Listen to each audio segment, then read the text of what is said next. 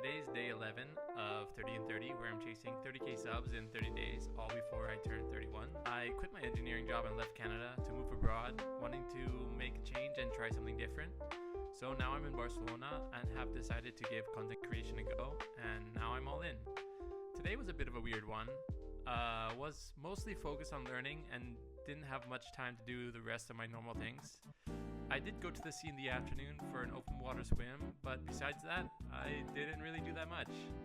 And I think I realized something. This is exactly the kind of day that I want to show or showcase, because I've been sharing kind of like the idyllic or product-oriented, goal-focused content, and I think if you looked at the thumbnails, it might seem that I'm trying to brand myself as someone that's like aesthetic forward, product focused, always on kind of person. But the truth is I didn't film much today because I was in the process of doing the thing. I spent most of today editing, or rather learning to edit, because I'm still figuring it out. And when you're in the learning curve aspect of doing something, it's kind of hard to share the nuance because you're in the process of doing it. You're learning for yourself. This channel isn't about showcasing being good at something. It's about showcasing becoming good at things. I think that process is rarely neat. It's rarely fast or cinematic. And I think sometimes the work that people don't see is the part that is the most interesting to show. I've spent years doing things kind of in the wrong way, or kind of backwards, in my opinion. I went into engineering because I didn't really know what I wanted to do.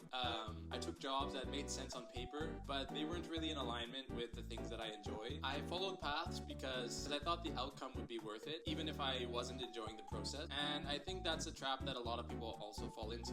Kind of convince ourselves that if we grind or work through something long enough, the reward will make it all worth it in the end. But what happens if once you've got the reward, you still kind of feel empty or dissatisfied? At some point, you have to stop deferring joy. You have to live in a way that feels meaningful. You have to derive your joy even before the outcome has arrived. I think this is like a ideological shift for me. I don't really do things to have a transformation. So what I mean to say is, I don't diet or eat things to have a goal physique or a transformation of how I look. What I do want to improve is my capacity, my capabilities of doing things. I want to be strong. I want to be athletic. I want to have stamina. I want to have a level of certain things that there's no other way that I could possibly look. The side effect is I look this way, but that's not the goal. To say it a different way, I want to have stronger legs, not so that I can do more lunges or more reps of stuff. I want to have stronger legs so I can hike longer, so I can ski better, so I can jump higher, so I can play sports at a level that's better than what I'm currently at. I think there's this whole cultural obsession with suffering as success. It misses the point in a way. I think if what you're doing you don't enjoy,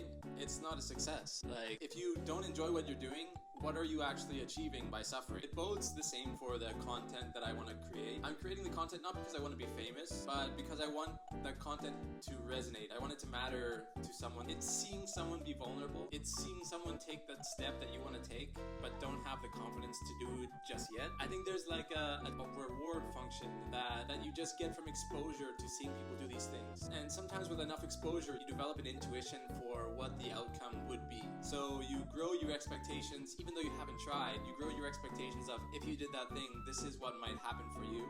And over time, this, I think, helps to develop a sense of confidence or self-confidence to try that thing. So I want to lend my voice, I want to lend my experience to, it's a room full of voices at this point, but I think the system that I've figured out for myself is something that can be useful for other people. And I don't want to do this because I think what I've done is special. I just think I have a system that has worked for me, and I want to share the process. I want to share the things that might work for someone else, because in the end, the system I have is something that is able to be tangibly utilized by someone else with their own ideas, with their own goals or ambitions. It's just a system of leveraging what you already have, in a sense, and curating a process that enables you to achieve what you want, to achieve your ambitions. Because a lot of time, it's lack of planning, it's lack of continuity of effort, it's lack of oversight.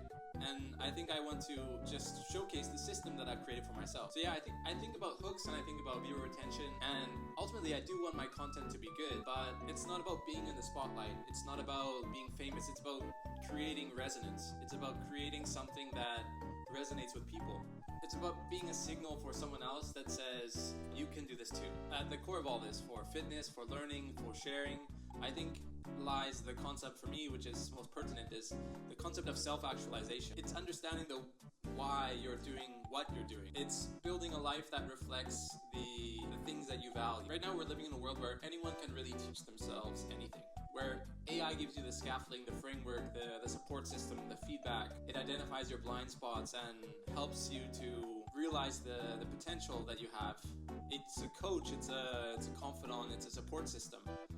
But the reality is that if you want to do something, if you want to achieve, you still have to do the things yourself. And there's certain things in life you simply cannot shortcut. I want to be a person that does things. I want to showcase how people can, using the same tools, be someone that does the things they want to do. It's easy to create a plan, but executing on the plan is still something that AI can't do for you. Today wasn't a day in the life day. Today wasn't a story day. It was more a realignment day. It was a day of reflecting and calibrating on the ambitions that I have, and just the reality of when you do stuff, when you're in the process of learning, you can't always have the perfect outcome, the perfect success on the first try that you do it. And I think today was a reality check in that way. I think the real transformation, it's not about the before or the after, it's the in-between. It's the process where those days where you just simply keep going. You just start slowly cutting away at this mountain of ambition. And I think that's the part I wanted to showcase.